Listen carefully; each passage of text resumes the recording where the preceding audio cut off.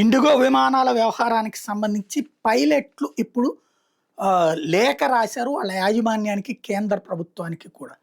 మమ్మల్ని దోషులుగా చూపెట్టద్దు. ఇంకొకటి మా వెల్ఫేర్ మీరు ఆలోచించకపోతే ఎట్లాగా అన్నటువంటి డీజీసీఏ నిబంధనలు పైలట్లు కోరిన తర్వాతనే పెట్టారు. 10 గంటలకు మించి కంటిన్యూస్ డ్యూటీ ఉండకూడదు. 12 గంటల పాటు ఆ తర్వాత విశ్రాంతి ఇవ్వాలి. అట్లాగే వారంలో 40 గంటలకు మించి పని చేయించుకోకూడదు, విశ్రాంతి ఉండాలి అన్నటువంటిది డీజీసీఏ నిబంధనలు. అది అంతర్జాతీయంగా ఉన్న నిబంధనలు ఇక్కడ కూడా అమలు చేస్తున్నారు.